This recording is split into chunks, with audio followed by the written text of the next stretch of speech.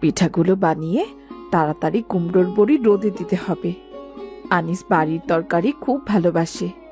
আরে রানু ভাবি তো এখনো ডালগুলো দিয়ে গেল না। যাই একবার খোঁজ নিয়ে আসি।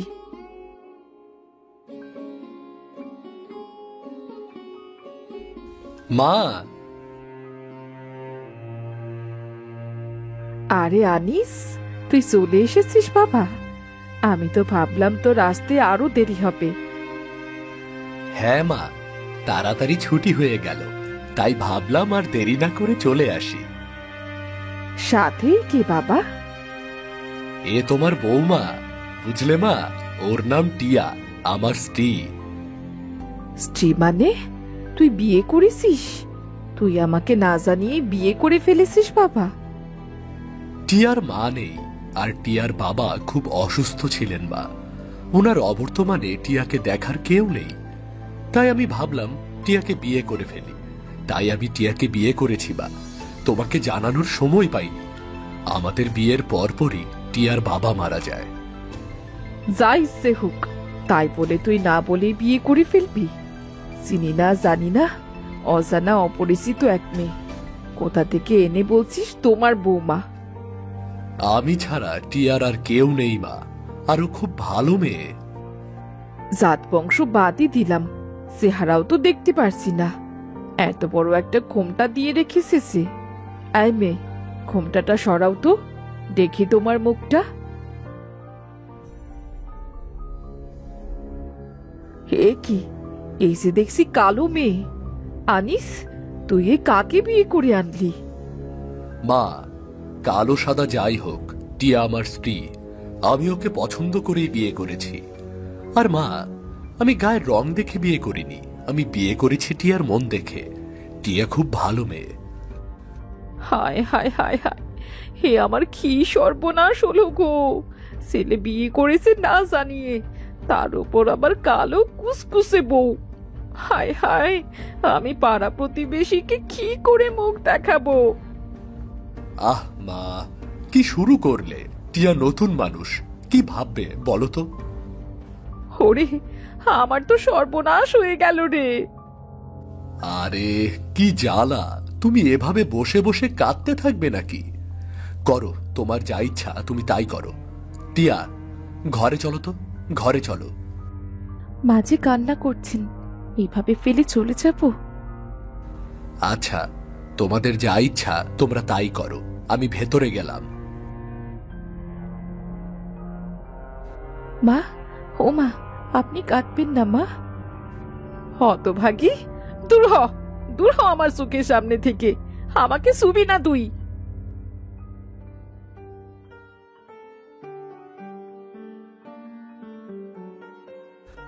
সবার জন্য গরম গরম বেগুন ভাজা আর ফুলকো লুচি করব, খেলেই ভালো লাগবে। হায় হায় রে, আমার সব বেগুন কেটে নষ্ট করে ফেললো রে। আই হতভাগী, তোকে রান্নাঘরে আসতে কে বলেছে? মা, আমি ভাবলাম আপনি বিশ্রাম করুন, আজ না হয় আমি নাস্তা বানাই। লুচি আর বেগুন ভাজা করব ভেবেছিলাম, তাই বেগুনগুলো কাটছিলাম। তোকে এত কিছু ভাবতে কে বলেছে? হ্যাঁ, কে বলেছে তোকে বেগুন ভাজতে? তুই কি করে ভাবলি যে আমি তোর হাতে বানানো নাস্তা খাবো? তা বেরো, বেরো আমার রান্নাঘর থেকে, হতভাগী কালো পেতনি কোথাকার।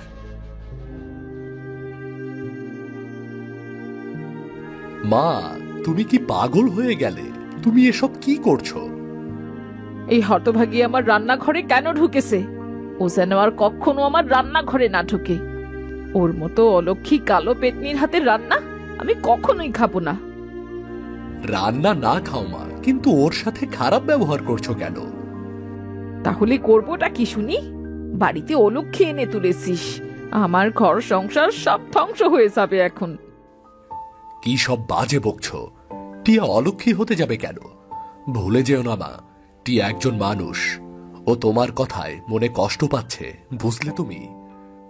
হ্যাঁ, এখন তো তোর বউয়ের কষ্টই চোখে পড়বে, মায়ের কষ্ট তো আর চোখে পড়বে না। ওরে, হে কি ডাইনি ঘরে এলো রে!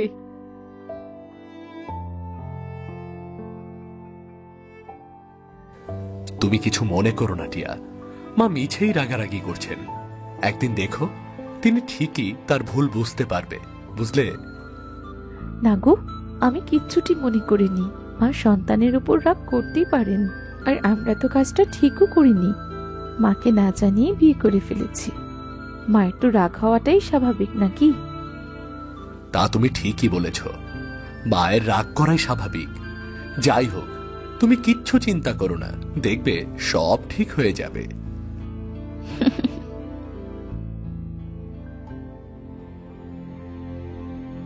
বাবা, অনেকদিন থেকে দেখছি তুই কাজে যাচ্ছিস না। কোনো সমস্যা হয়েছে নাকি বাবা? না, কোনো সমস্যা হয়নি মা। আমি ভাবছি কাজটা ছেড়ে দেব। কাজ ছেড়ে দিবি মানে? তুই কাজ ছেড়ে দিলে চলবো কি করে? তুমি কোনো চিন্তা করো না মা, আমি এখানেই কিছু একটা করে নেব। ভাবছি আমাদের যে জমি জমা আছে সেখানে ফসল চাষ শুরু করব, কি বলো? বাবারে, তুই চাষবাসের কিছু বুঝিস? আর কি চাষ করবি? একটু সময় দাও মা, একটু ভেবে দেখি, খোঁজ খবর নিয়ে দেখি কি ধরনের ফসল চাষ করা যায়। এসব ফসল চাষ করা খুবই কঠিন কাজ রে বাবা। এসব তোর কাজ নয়। ইচ্ছা থাকলে তো কোনো কাজই কঠিন হয় না মা।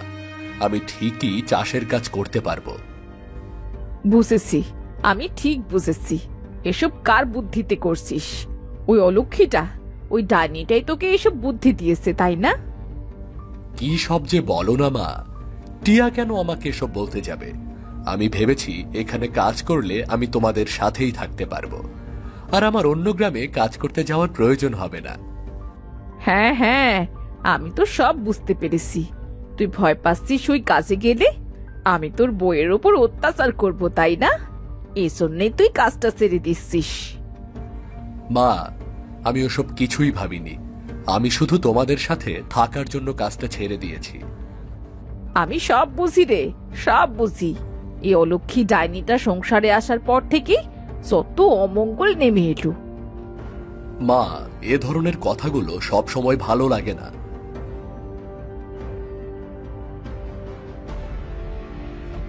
হায় হায় রে, আমারে কি সর্বনাশ হয়ে গেল রে।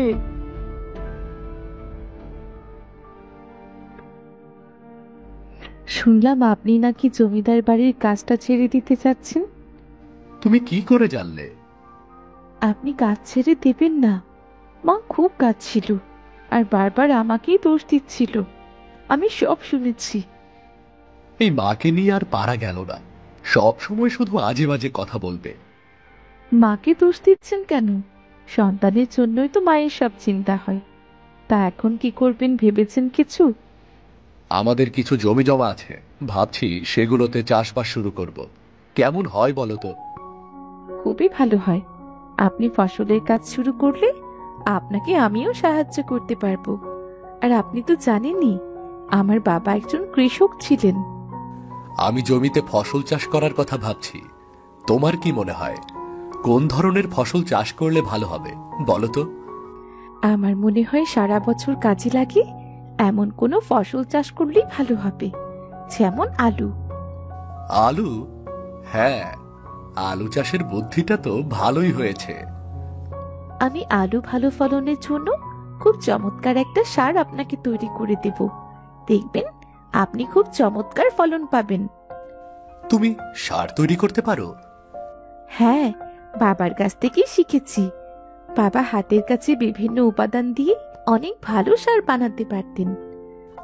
আচ্ছা, তাহলে তাহলে তো খুব ভালোই হয়। আমি তাহলে আলু চাষের জন্য যা যা প্রয়োজন সবকিছু নিয়ে আসছি। আচ্ছা ঠিক আছে, আর সার বানানোর জন্য যা যা প্রয়োজন আমি সবকিছু জোগাড় করছি। আচ্ছা ঠিক আছে টিয়া, তোমাকে অনেক অনেক ধন্যবাদ আমাকে এতখানি সাহস দেওয়ার জন্য। আরে না না, ধন্যবাদ দিচ্ছেন কেন? আপনি এখানে কাজ করবেন, আমাদের সাথে থাকবেন, আর তার চেয়ে বড় আনন্দের ব্যাপার আর কি হতে পারে?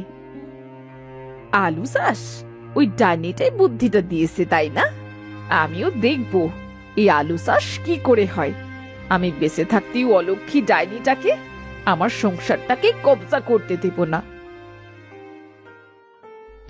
এই খোসাগুলো সার বানাতে কাজে আসবে। মা দেখার আগেই সব খোসাগুলো সরিয়ে ফেলি। মা আবার আমাকে রান্নাঘরে দেখতে পেলে খুব রেগে যাবে। বৌমা, আপনি? কি করছোটা কি? মা, মানে সবজির খোসা দিয়ে কি করবে? না, মানে আমি আলু চাষের জন্য ভালো একটা সার তৈরি করতে পারি, আর সেই সার বানানোর জন্য সবজির খোসার দরকার ছিল। আমি অল্পই নিয়েছি মা। তোমার আলু চাষের সারের জন্য আর কি কি উপাদান প্রয়োজন?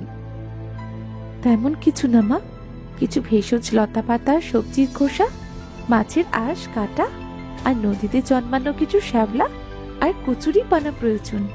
আর আচ্ছা, আর বলতে হবে না, বুঝতে পেরেছি। চলো, আমরা সবকিছু একসাথে জোগাড় করব। আমি তোমাকে সার বানাতে সাহায্য করব। মা, আপনি আপনি যাবেন আমার সাথে? আপনি আমাকে সার বানাতে সাহায্য করবেন? হ্যাঁ, অবশ্যই অবশ্যই তোমাকে সাহায্য করব। চলো, আমি তোমাকে সব জোগাড় করতে সাহায্য করি।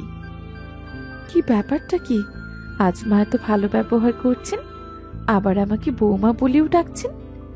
আমি মনে হয় বেশি ভাবছি। মা হয়তো সত্যি আমাকে বৌমা হিসেবে মেনে নিয়েছেন। আজ তাহলে সত্যি আমার অনেক আনন্দের দিন। মা, সারের জন্য কিছু জিনিসপত্র আনার জন্য নদীর পাড়ে যাওয়া প্রয়োজন। আপনি কি যাবেন আমার সাথে?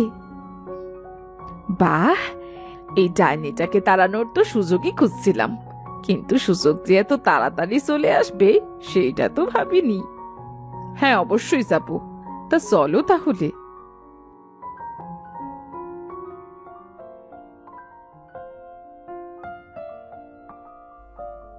মা, এই নদীর তীর থেকেই শ্যাওলা তোলা যাবে।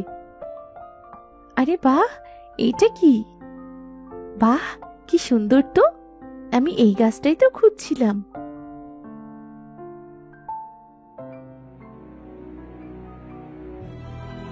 আমাকে বাঁচান মা, আমাকে বাঁচান। অলক্ষণে যায়নি, যা দূর হ। মা!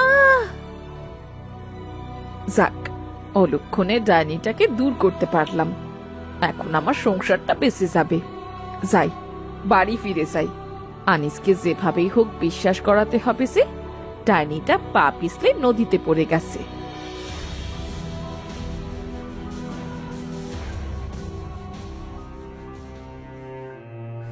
কি গো মা, বাড়িঘর ফাঁকা রেখে কোথায় গিয়েছিলে? বাবারে, টিয়া আর নেই রে বাবা। আমি টিয়ার সাথে নদীর পাড়ে গিয়েছিলাম। আলু সারের জন্য তার নাকি সব নদীর শ্যাওলা লাগবে, তাই টিয়া নদীতে পা পিছলে পড়ে গেছে। এ কি বলছো মা? আমার টিয়া? টিয়া? টিয়া নদীর স্রোতে ভেসে গেছে রে বাবা। আমি কত করে বললাম নদীর এত কাছে যেও না, মেয়েটা আমার কোনো কথাই শুনলো না। আমার টিয়া? আমার টিয়া মরে গেছে? আমি বিশ্বাস করি না। না, আমি বিশ্বাস করি না। আমার ছেলেটা কাঁদছে, কিন্তু কিচ্ছু করার নেই। আপত্ত বিদায় করতে পেরেছি, সেটাই যথেষ্ট। আমার ছেলেকে আমি সুন্দর মেয়ের সাথে আবার বিয়ে দেব। ওর সব দুঃখ দূর হয়ে যাবে। আমি আমি কোথায়? আরে, এটা তো সেই গাছটা। আমি আবার এখানে কি করে এলাম? ওহ, আরে, আমি কি দেখছি? আমি তো দেখছি ফর্সা হয়ে গেছি, আর আমার সারা গায়ে সোনালি আভা। কি করে হলো এসব? কে গো সুন্দরী কন্যা, তুমি এই ঋষি গাছের কাছে কি করছো? পথ হারিয়েছ? ঋষি গাছ? হ্যাঁ, অনেক কাল আগে এখানে ঋষি বাবা ধ্যান করতেন। এক সকালে ঋষি বাবাকে আর দেখতে পাওয়া যায় না, কিন্তু এখানে এই সোনালী গাছটাকে দেখা যায়। অনেকে বলেন এই ঋষি বাবা এই সোনালী গাছে রূপান্তরিত হয়েছে। তা মা, তুমি কোথায় যাবে? আমি আমি আমি এখনো জানি না কোথায় যাব। সে কি মা, তুমি কোথায় যাবে জানো না? একটা জায়গা আমি চিনি, আমি সেখানেই যাব। জলদি যাও মা, সন্ধে হয়ে যাবে। তোমার মতো এত সুন্দর মেয়ে সন্ধে পর্যন্ত বাইরে থাকা ঠিক নয়, বিপদে পড়বে।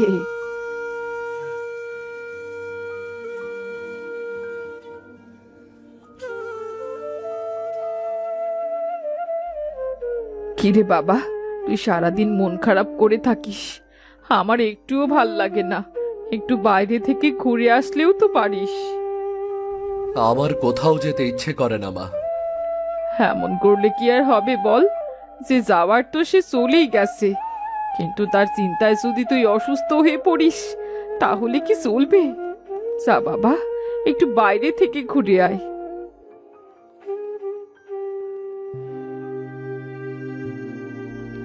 ছেলেটার চেহারার দিকে তাকানো যাচ্ছে না, যে করে হোক ছেলেটাকে একটা বিয়ে দিতেই হবে।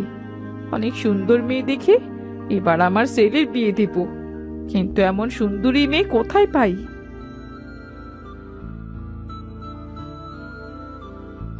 এ কি মানুষ নাকি পরী? হ্যাঁ, এত সুন্দর মেয়ে দেখে তো মনে হচ্ছে কোনো স্বর্ণের তৈরি পুতুল। তুমি কে গো মা? আমি আমি সোনালি। আমি এই গ্রামে কিভাবে চলে এসেছি আমার কিছুই মনে পড়ছে না। কি সুন্দর মেয়ে গো, এমন সুন্দর চেহারা আর এমন সুন্দর গায়ের রং। আগের কিছুই যখন মনে পড়ছে না, তখন এই মেয়েকে আমার ছেলের বউ করে এখানে রেখে দেব। মা, তুমি এসো, ভেতরে এসো, এটা তোমার নিজের বাড়ি মনে করো।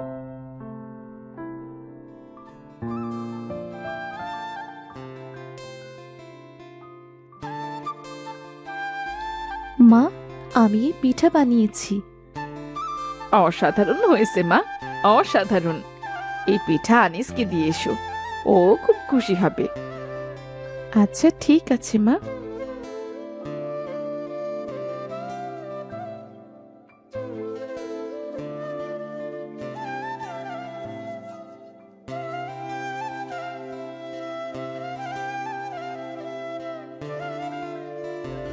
আরে এই পিঠাটা তো টিয়া বানাতো, একদম সেই স্বাদ।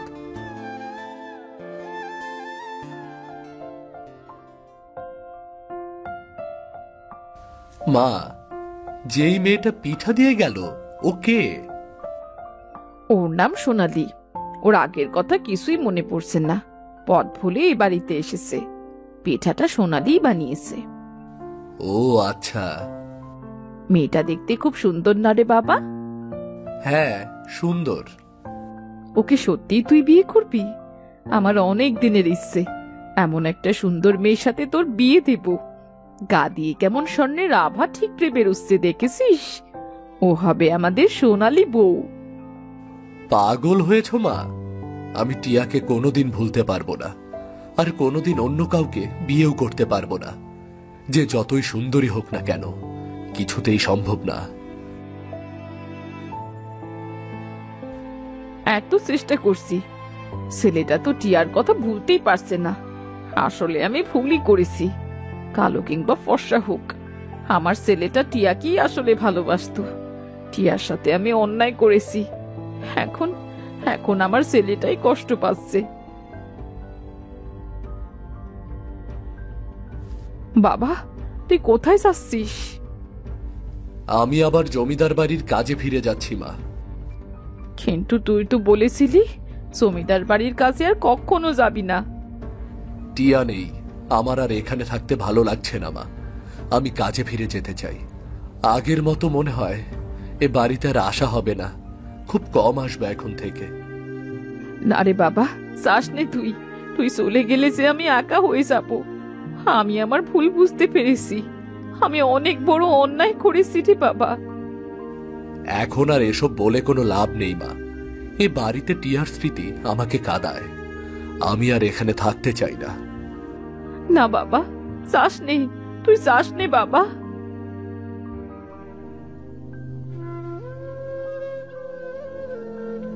আপনি চলে যাচ্ছেন?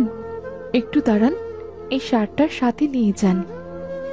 এটা এটা কিসের সার? আলু চাষের সার।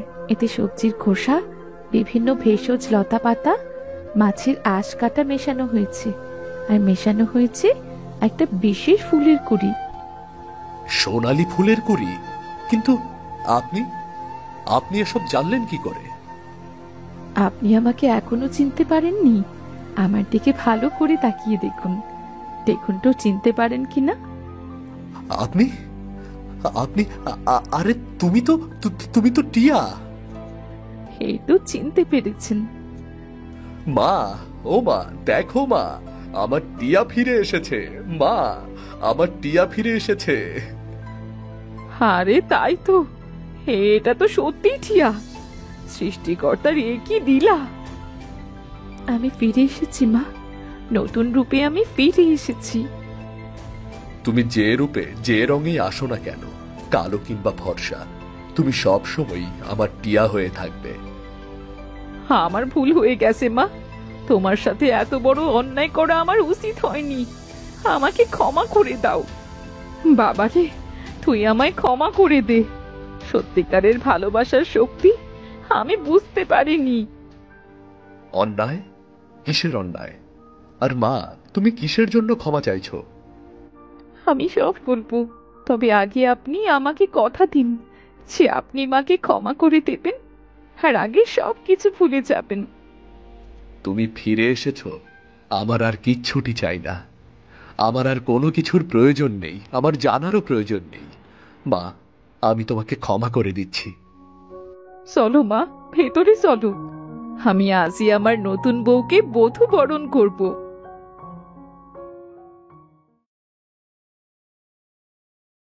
তোমার মেয়ের জন্য কতদিন এই বিয়ে শাদীর নাটক চলবে? হ্যাঁ, একের পর এক সম্বন্ধ আসে আর যায়, কিছুই টেকে না। জানো তো এর কারণ কি? কি কইবার চাও তুমি? মাইয়া তো আমার মন্দ না। কি আছে তার চেহারায় যে এমনটা হইতাছে? তুমি দেখছো না ওর মুখের সেই মলিন ভাবটা? আর গায়ের রং তো এমন যে ছেলেপক্ষের কারো কাছে মুখ দেখানোর যোগ্যই না। আমি বারবার বলেছিলাম একটু যত্ন নিতে বলো, একটু যত্ন নিতে বলো, কিন্তু তুমি তো সব সময় ওর পক্ষ নাও। চেহারা দিয়া কি মানুষ মাপা হয়নি?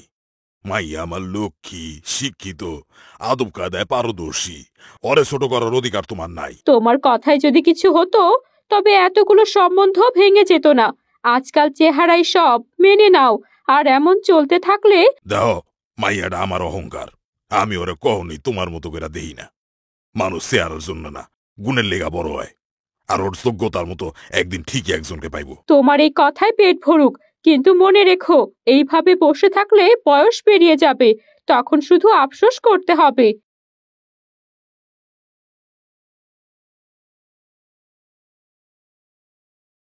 এত ফিস ফাস কি নিয়ে হচ্ছে? কে যেন আমার নাতির নামে কথা বলছিল, তাই না? না না মা, এমন কিছু নয়। আমি আর উনি তো শুধু সম্বন্ধের ব্যাপারটা নিয়ে কথা বলছিলাম। সম্বন্ধ? তা তো ভালো কথা, কিন্তু কানে এলো যে মেয়ের চেহারা নিয়ে কথা হচ্ছে। সত্যি বলো তো, আমার জুলিকে নিয়ে কি বলছিলে? কিছু না মা, ওর মায়ে শুধু কইতাছিল যে বারবার সম্বন্ধ বাইঙ্গা যাইতাছে, তা একটু চিন্তায় আছে নাকি। চিন্তা? তোমার চিন্তা তো ঠিক বুঝতে পারছি। তুমি কি বলতে চাও জুলির চেহারা ভালো নয়, তার জন্য সম্বন্ধ ভেঙে যাচ্ছে? না মা, আমি তো শুধু বলছিলাম আজকাল ছেলেপক্ষ দেখতে চায় চেহারা কেমন, এটা তো বাস্তবতা। আমি মিথ্যে তো বলিনি। শোনো বৌমা, আমার নাতির চেহারা কি খারাপ? ওর মতো মায়াবতী মেয়েকে চেহারার জন্য ছোট করার সাহস করো না। চেহারা কোনোদিন মানুষ মাপার মাপকাঠি ছিল না, আর হবেও না। হ, ঠিকই কইছো মা। জুলি আমগোর গর্ব, ওর গুণ, শিক্ষা সবকিছুতে হয় সেরা। কেউ তারে ছোট করে দেখার চেষ্টা করলে আমি কিন্তু এটা বরদাস্ত করুম না। আমি তো শুধু বাস্তবের কথা বলছিলাম, ওর ভালো চেয়েই বলেছিলাম, কিন্তু হয়তো কথাটা ভুলভাবে বোঝা গেছে। বাস্তব যদি এই হয় তবে সেটা বদলানোর সময় এসেছে। আর হ্যাঁ, আমার নাতির ভবিষ্যৎ নিয়ে কথা বলার আগে একবার ভেবে নিও। জুলি তার যোগ্য সম্মান পাবে ঠিক সময়ে। এই বলে দাদি ঘর থেকে বেরিয়ে আসে এবং দেখে জুলি দরজার পাশে দাঁড়িয়ে তার চোখ দিয়ে জল গড়িয়ে পড়ছে। জুলি, তুই এখানে কাঁদছিস কেন মা? দাদি, আমি সব শুনেছি। আমার জন্য বারবার বিয়ে ভেঙে যাচ্ছে। চেহারার জন্য সবাই আমাকে অপছন্দ করে। আমি কি সত্যি এত খারাপ? ধুর, এসব কারো কথা শুনেছিস মা?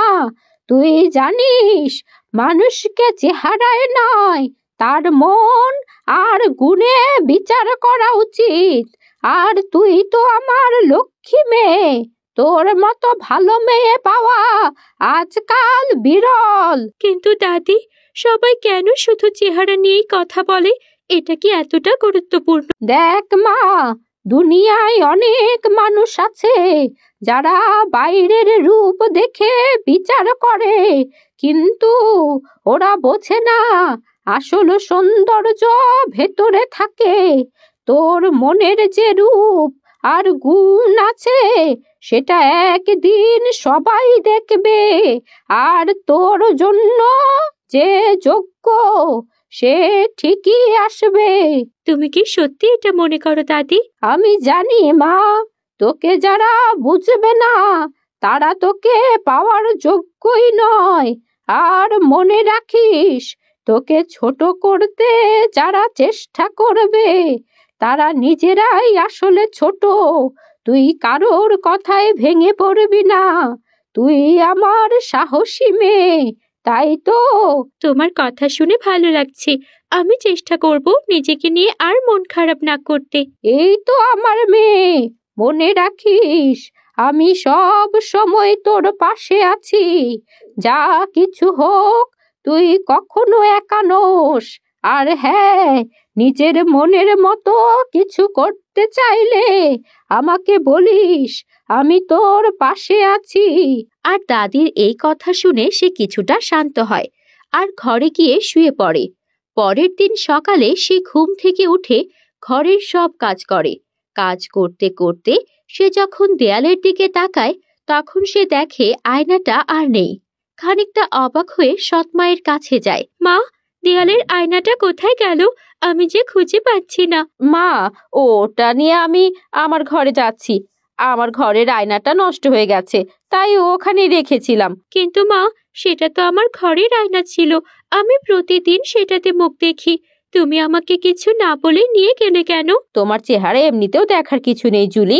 আয়না না থাকলে কি হবে? কাজের দিকে মন দাও। আয়নার দরকার কি? আমি বলছি তো, পরে ঠিক হয়ে গেলে ফেরত দিয়ে দেব। তুমি কি সত্যি মনে করো আমার চেহারা এতটাই খারাপ যে আয়নার দরকার নেই? এসব আবেগ দেখানোর দরকার নেই জুলি। বাস্তবতা বুঝে কাজ করো। আয়না থাকুক বা না থাকুক, সেটা তোমার জীবনে বড় কোনো পার্থক্য আনবে না। মা, আমার চেহারা যেমনই হোক, আয়নাটা আমার জন্য খুব গুরুত্বপূর্ণ ছিল। সেটার অভাব আমি প্রতিদিন টের পাচ্ছি। দয়া করে কি ফেরত দেবে? দেখি, সময় হলে দিয়ে দেব। এখন গিয়ে নিজের কাজে মন দাও, আর এসব তুচ্ছ ব্যাপার নিয়ে মাথা ঘামিও না। জুলি চুপচাপ মাথা নিচু করে থাকে আর মনে মনে নিজেকে সাহস জোগাতে থাকে। এর মধ্যে তার দাদি এসে হাজির হয়। এই, কি হচ্ছে এখানে? আমার নাতিকে আবার কি বলছো তুমি বৌমা? কিছু না মা, আমি তো শুধু বলছিলাম এই আয়নার জন্য এত চিন্তা করার দরকার নেই। ওর কাজে মন দেওয়া উচিত। ওর কাজে মন দেওয়ার আগে সেই উপদেশ নিজের কতটুকু সেটা ঠিক করো। তুমি ওর আত্মসম্মান নিয়ে কেন খেলছো? তোমার কথাই শুনছি, চেহারা ছাড়া মানুষ কিছু নয়। কে বলেছে তোমাকে এই কথা? মা, আমি তো শুধু বাস্তব কথা বলছিলাম। ওর আয়নায় এত দরকার কি? চেহারার জন্য এত আবেগ দেখানো তো ঠিক নয়। তুমি যেটাকে চেহারা বলে অবহেলা করছো, সেটা হলো ওর নিজের পরিচয়, নিজের আত্মবিশ্বাস। আয়নাটা শুধু ওর নিজের মুখ দেখার জন্য নয়, ওর নিজের প্রতিচ্ছবি দেখার জন্য দরকার। তুমি সেটা কেড়ে নিয়ে কি চেয়েছিলে? ও নিজের প্রতিচ্ছবিটাও না দেখতে পায়? মা, আপনি সবকিছুর মধ্যে এত বড় বিষয় বানাচ্ছেন কেন? আমি তো শুধু শুধু কি? শুধু ওকে ছোট করার চেষ্টা করছিলে? শোনো বৌমা, আমার নাতি জুলি যতটা সুন্দর, তার মন আর চরিত্র দিয়ে ততটাই শক্তিশালী। তোমার এই কথায় ওকে ভাঙা যাবে না। আর একবার ওকে অপমান করার চেষ্টা করলে আমি কিন্তু চুপ করে থাকবো না। মা, আমি তোর ভালো চেয়ে বলছিলাম। যদি ভুল হয়ে থাকে ক্ষমা চাইছি আমি। ক্ষমা চাইলে শুধু হবে না, কাজের মধ্যে দেখাও তুমি সত্যি ওর ভালো চাও। আয়নাটা যেখানে ছিল সেখানে ফেরত রাখো। আর মনে রেখো, ওর আত্মসম্মান নষ্ট করার অধিকার তোমার নেই। তুই চিন্তা করিস না মা, তোকে কষ্ট দিতে কেউ যদি কিছু করে, আমি সব সময় তোর পাশে আছি। আয়নাটা আবার জায়গায় ফিরে আসবে, তুই নিজের ওপর বিশ্বাস রাখবি। এসব কথা শেষ করে দাদি জুলিকে বাজার থেকে আরেকটা আয়না কিনে আনার জন্য বলে। জুলি তখনই তার সৎ মায়ের থেকে টাকা নিয়ে বাজারে যায়। তখনই একটা ক্ষুধার্ত বৃদ্ধ তার কাছ থেকে খাবার চেয়ে বসে। মা, একটু দাঁড়াও, অনেকক্ষণ ধরে কিছু খাইনি। এই যদি সম্ভব হয় একটু খাবারের ব্যবস্থা করে দাও না মা। ভগবান তোমার মঙ্গল করবেন। আমি কিছু সাহায্য করতে পারি? আপনি কিছু খেতে পাননি? কতক্ষণ হলো কিছু খাননি? সকাল থেকে কিছুই মুখে দিইনি মা। শরীর তো আর চলতে চাচ্ছে না। ভিক্ষে চাইতেও লজ্জা লাগে, কিন্তু পেটের জ্বালা তো আর যে সইতে পারছি না মা। আপনার জন্য কিছু খাবার আনলে চলবে, তাই না? খুব চলবে মা। ভগবান তোমায় অনেক আশীর্বাদ দেবেন। জুলি আশেপাশে খুঁজতে থাকে যদি কিছু ব্যবস্থা করা যায়। অবশেষে নিজের মধ্যে সাহস সঞ্চার করে আয়নার টাকায় বৃদ্ধের জন্য খাবার কিনে আনে। দাদু, এটা খান। আয়নার জন্য টাকাটা আমার খুব দরকার ছিল ঠিকই, কিন্তু আপনার ক্ষুধা সহ্য করতে আমার পারিনি।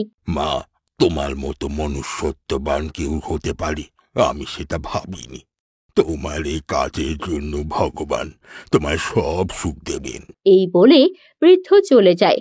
জুলিও বাজারের দিকে হাঁটতে শুরু করে। হঠাৎ তার একটা কাবাড়িওয়ালার সঙ্গে দেখা হয়। সেই কাবাড়িওয়ালার ভ্যানে একটা পুরাতন আয়না দেখতে পায়। কাকু, এই আয়নাটা বিক্রি করছেন? হ্যাঁ মা, এই সবকিছু বিক্রি করি। আয়নাটা কিনতে চাও নাকি? তবে বলে রাখি, এটা কিন্তু একটু পুরনো। পুরনো হলে কি হবে? ঠিকঠাক তো আছে। কম দাম চাইছেন কেন? তোমার জন্য 50টা টাকা নেব মা। এই নতুন আয়না তো অনেক দামি হবে, এটা নিলেই ভালো করবে। 50 টাকা? এত কম দামে দিচ্ছেন? পুরনো জিনিসের দাম তো পুরনো জিনিস তো দাম বেশি চাই না মা। এই তোমার কাজে লাগবে ভেবে বললাম। ঠিক আছে কাকু, আমি এটা নিচ্ছি। নাও মা, নাও।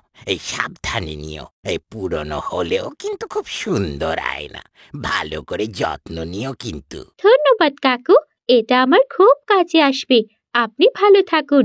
জুলি আয়নাটা নিয়ে বাড়ির পথে হাঁটতে শুরু করে। পরের দিন নতুন ফ্রেম লাগিয়ে তার ঘরের দেয়ালে লাগিয়ে দেয়। দুপুরের গোসল করে সে যখন আয়নার সামনে আসে, তখন সে দেখে আয়নার মধ্য থেকে একটা আলোক রশ্মি বের হচ্ছে। আর কিছুক্ষণের মধ্যেই তার মুখের সব কালো দাগ দূর হয়ে যায়। আর আয়নার মধ্য থেকে একটা আওয়াজ বেরিয়ে আসে। তুমি অবাক হয়েছ, তাই না জুলি? কে কথা বলছে? এটা কি? এই আয়না? হ্যাঁ, আমি এই আয়না। আমি কোনো সাধারণ আয়না নই, জাদুর আয়না। এটা কি সম্ভব? তুমি কিভাবে আমার মুখের দাগগুলো দূর করলে? আমি একটি জাদুর আয়না। আমি সেই সব মানুষকে সাহায্য করি যারা অন্তরে সুন্দর এবং হৃদয়ে সাহসী। তুমি নিজের প্রতি বিশ্বাস হারিয়ে ফেলেছিলে, কিন্তু তুমি তবুও সবকিছু সহ্য করেছো। তাই আমি তোমার সৌন্দর্যকে ফিরিয়ে দিয়েছি, যা তোমার প্রাপ্য ছিল। তাহলে তুমি জানো আমার সব কথা? আমি জানি তুমি কিভাবে সৎ মায়ের কথায় কষ্ট পাও। জানি তুমি বৃদ্ধ লোকটিকে সাহায্য করতে নিজের স্বার্থ ত্যাগ করেছো। আর জানি তুমি কতটা ভালো মনের মানুষ। এই কারণে আমি তোমাকে এই উপহার দিয়েছি। তুমি কি সত্যি আমার পাশে থাকবে? আমি কি তোমার সাহায্য পেতে পারি? তুমি যদি সৎ পথে চলতে থাকো, তোমার অন্তরে ভালোবাসা আর দয়া বজায় রাখো, তবে আমি সব সময় তোমার পাশে থাকবো। তোমার প্রতিচ্ছবিতে তোমার গুণাবলী দেখাবে এবং তোমার আত্মবিশ্বাস বাড়াবে। তোমার এই উপহারের জন্য ধন্যবাদ। আমি প্রতিজ্ঞা করছি আমি কখনো সৎ পথ ছেড়ে যাব না। তোমার সাহস এবং ভালো মনের জন্য তোমার ভবিষ্যৎ উজ্জ্বল হবে জুলি। এখন থেকে তোমার সৌন্দর্য কেবল বাহ্যিক নয়, তোমার আত্মবিশ্বাসে হবে তোমার শক্তি। সেই সব কথা শোনার পর তার দাদিকে ডাকতে থাকে, আর দাদি আসলে, দাদি দাদি তাড়াতাড়ি আসো, আমাকে দেখো। কি হয়েছে মা? এত চিৎকার করছিস কেন? সব ঠিক আছে তো? দাদি দেখো, আমার মুখের সব দাগ চলে গেছে। এটা কিভাবে হলো জানো? আরে মা, সত্যি তো, তোর মুখ এত উজ্জ্বল দেখাচ্ছে। এটা কিভাবে হলো? তুই কিছু করেছিস নাকি? না দাদি, এটা সব ওই আয়নার জন্য। দাদি, এই আয়নাটা একটা জাদুর আয়না। তুমি জানো এটা আমার সঙ্গে কথা বলে। জাদুর আয়না? তুই কি বলছিস মা? আয়না কথা বলে? আমি তো কখনো শুনিনি। হ্যাঁ দাদি, যখন আমি আয়নার সামনে দাঁড়ালাম, এটা থেকে একটা আলো বেরিয়ে এলো। তারপর আমার মুখের সব দাগ চলে গেল। আর এরপর এটা আমার সঙ্গে কথা বলতে শুরু করলো। বলল আমি যদি সৎ আর সাহসী থাকি, তাহলে এটা সব সময় আমার পাশে থাকবে। মারে, এটা তো সত্যি আশ্চর্যের ব্যাপার। তুই যে এত ভালো মেয়ে, এটাই তোর পুরস্কার। ভগবান তোকে দেখছেন মা, তাই তো এই বিশেষ উপহার দিয়েছেন। তুমি ঠিক বলেছ দাদি, আমি সব সময় সৎ আর সাহসী থাকার চেষ্টা করব, আর কারো কথায় কষ্ট পাবো না। এই আয়নাটা আমাকে মনে করিয়ে দেবে আমি কে। তুই আমার গর্ব। তোর এই শক্তি নিয়ে তুই জীবনে অনেক বড় হ।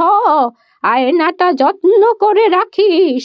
এটা শুধু আয়না নয়, এটা তোর আত্মবিশ্বাসের প্রতীক। হ্যাঁ দাদি, এটা আমার জীবনের সবচেয়ে বড় সম্পদ হয়ে থাকবে। তার কিছুক্ষণ পর পাত্রপক্ষ জুলিকে দেখতে আসে। দেখতে এসে পাত্রপক্ষের মা ও বাবা বলে, আহা, এই মেয়ে তো দেখতেই অপূর্ব। এমন সুন্দর শালীন আর ভদ্র মেয়ে আমি বহুদিন দেখিনি। মনে হচ্ছে আমাদের খোঁজ এখানেই শেষ। এই মেয়েকে ছাড়া কিন্তু আর কাউকে ভাবতেই পারছি না আমার ঘরের বউ হিসেবে। তাহলে তো আমরা অত্যন্ত ভাগ্যবান। আমার নাতনিটা সত্যি খুব ভালো মেয়ে। দেখতে যেমন সুন্দর, মনটাও তেমনই ভালো। মেয়ে তো দেখতে মনের মতো। আমরা চাই সে আমাদের ঘরের লক্ষ্মী হয়ে আসুক। এখন থেকে সে আমাদের মেয়ের মতোই থাকবে। আপনারা যদি এতটাই খুশি হন, তাহলে আমাদের আর কিছু বলার নেই। আমরা রাজি। তাহলে বিয়ের দিন তারিখ ঠিক করে ফেলি। যত তাড়াতাড়ি সম্ভব সবকিছু সেরে ফেলতে চাই। অবশ্যই, আমরা দ্রুত দিন ঠিক করে জানাবো। ঈশ্বর চাইলেই সব কিছু ভালোভাবে সম্পন্ন হবে। পাত্রপক্ষ খুশি মনে বিদায় নেয়। বিয়ের দিন আমার বৌমাকে যেন দেবীর মতো লাগছে। এই মেয়ে আমার পরিবারের জন্য আশীর্বাদ। তুমি সত্যি অনন্য জুলি। আমি প্রতিজ্ঞা করছি সব সময় তোমার পাশে থাকবো আমি। ধন্যবাদ। আমি আশীর্বাদ প্রাপ্ত যে এমন পরিবারে যেতে পারছি। বিয়ের মন্ত্র উচ্চারিত হয় এবং জুলি নতুন জীবনে প্রবেশ করে। সবাই খুশি মনে নবদম্পতিকে আশীর্বাদ দেয়। এক গ্রামে সুবল আর বিমল নামে দুই ভাই বাস করত। তাদের বাবা অনেক আগেই মারা গেছে।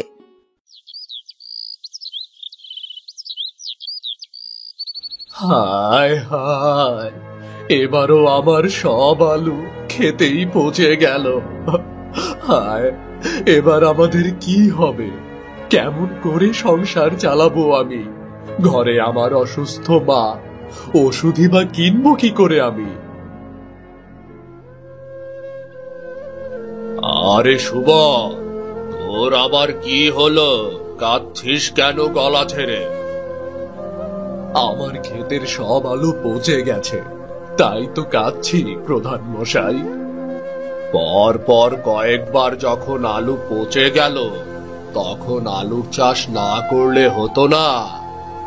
কি বলছেন প্রধান মশাই? আলু ছাড়া আমি কোনো চাষই জানি না। আমাদের এবার কি হবে? নতুন চাষ করবই বা কেমন করে? কে শেখাবে আমাকে চাষ করা? তার আমি কি জানি? আমি কি তোকে হাতে ধরে চাষ করা শেখাবো নাকি? যত সব। শোন সুবল, আজকের ভেতরে তোর ক্ষেতের সব পচা আলু তুলে ভাগারে ফেলে দিবি। পচা আলুর গন্ধে টেকা যাচ্ছে না। ঠিক আছে প্রধান মশাই। মন খারাপ করে সুবল তার মায়ের পাশে বসে রইল। কি হয়েছে বাবা, তোর মুখটা অমন শুকনো কেন? শুনলাম এবারও নাকি আলুর ফলন ভালো হয়নি। বাকি দিনগুলো কেমন করে চলবে, কিছু ভেবেছিস? মা, তুমি এসব একদম ভেবো না। আমি সবটা সামলে নেব। তুমি নিজের খেয়াল রেখো। ওষুধ খেয়েছো মা? ওষুধ ফুরিয়ে গেছে রে বাবা। তোর ফসল নষ্ট হলো, কোন মুখে আর ওষুধের কথা বলি বলতো? তাই বলে তুমি এই অসুস্থ শরীরে ওষুধ না খেয়ে থাকবে? এটা একদম ঠিক কথা নয় মা। আমরা তো আছি, তুমি একদম ভেবো না মা।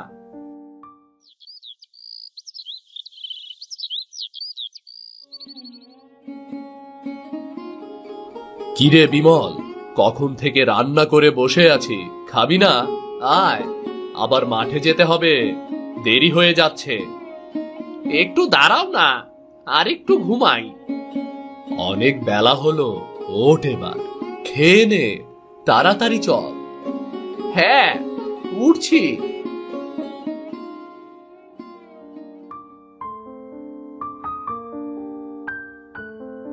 খুব চিন্তায় আছি রে। প্রতিবার ফসল ফলাই, কিন্তু একবারও ফসল ঠিক মতো হয় না। প্রতিবার আলু পচে যায়। আচ্ছা দাদা, আমরা তো প্রতিবার মাটির নিচের ফসল ফলাই, তাই আমরা বুঝতে পারি না ফসল ঠিক আছে না পচে গেছে। দাদা, এবার এক কাজ করলে কেমন হয়? আমরা মাটির ওপরের ফসল ফলাবো, যাতে আমরা দেখতে পারি ফসল কেমন হয়েছে। তা ঠিক বলেছিস, কিন্তু কি ফসল ফলাবো? কেন দাদা, তরমুজ ফলাবো। এই গরমের মধ্যে তো তরমুজের চাহিদা অনেক। হ্যাঁ, তুই ঠিকই বলেছিস। তাহলে তাই হবে, কিন্তু তরমুজ কেমন করে চাষ করে আমি তো জানি না রে। চলো আমরা বরং মায়ের কাছে যাই, মা কত কি যে জানে। চলো। তারপর ওরা দুজন মায়ের কাছে গেল।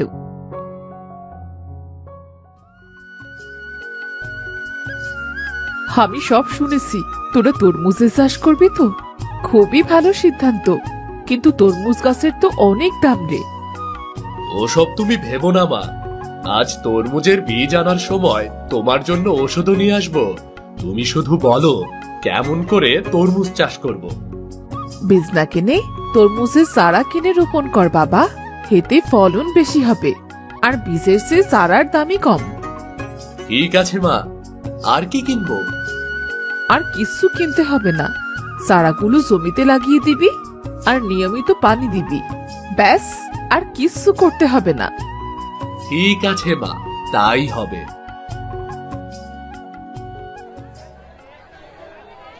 সুবল চারা কিনে নিয়ে এলো।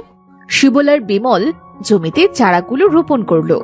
পালা করে দুই ভাই তরমুজ গাছের দেখাশোনা করতে শুরু করলো।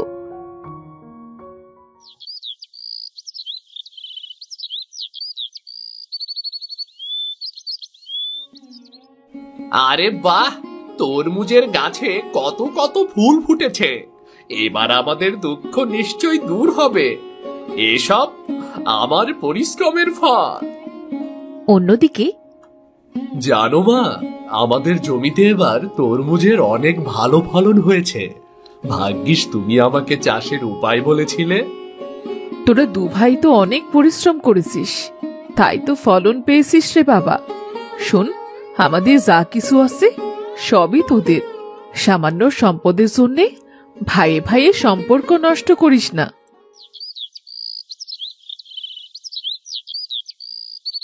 কয়েকদিন পর তরমুজের বেশ ফলন হলো। ওরা অনেক টাকা পেল। কিন্তু এইবার হলো আরেক কাণ্ড। হ্যাঁ রে বিমল, এবার তো ফসল অনেক ভালো হয়েছে। ফসল বিক্রি করলে অনেক টাকা হবে, এটা দিয়ে আমরা বড় বাড়ি বানাবো। না দাদা, আমি ভালো ভালো পোশাক কিনবো। ভালো পোশাক দিয়ে কি করবি যদি ভালো বাড়ি না থাকে?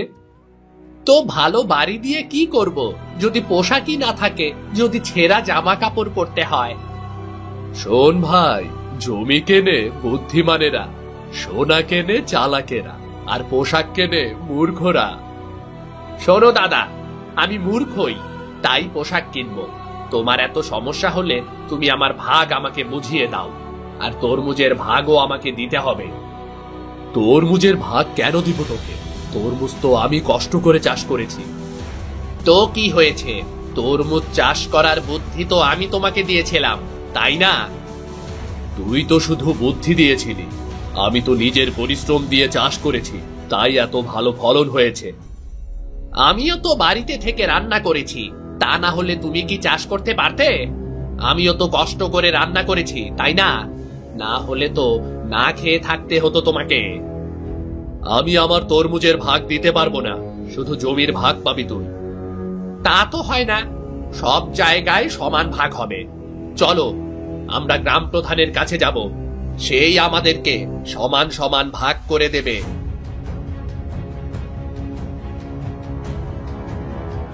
তারপর তারা দু ভাই মিলে গ্রাম প্রধানের কাছে গেল জমির সমান ভাগ করে নেয়ার জন্য। জনাব, আপনি আমাদের দুই ভাইয়ের সম্পত্তি সমান ভাগে ভাগ করে দিন।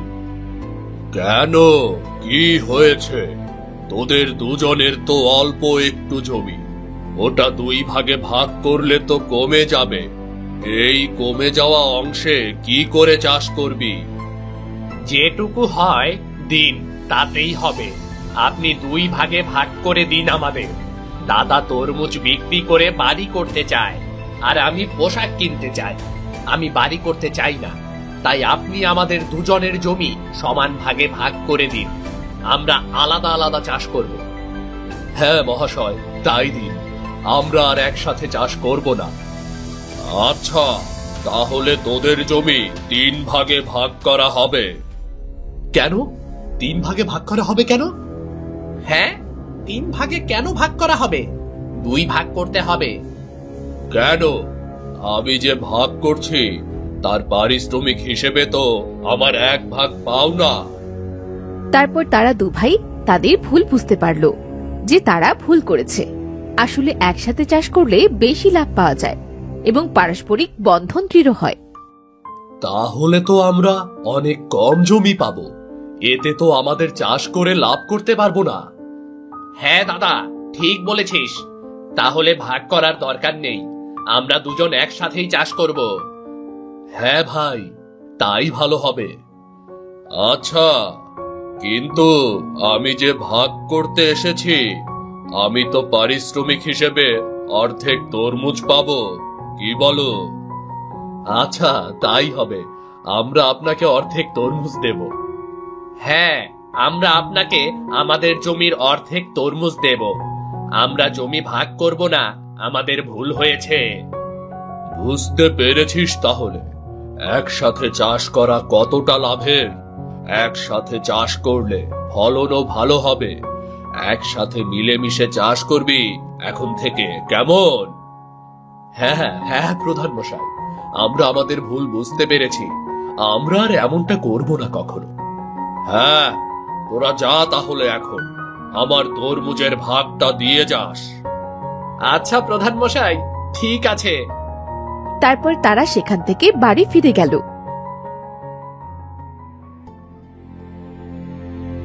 কিরে, জমি ভাগ করলি? এবার মায়ের ভাগ করবি না? এসব তুমি কি বলছো মা? তোমার ভাগ করব?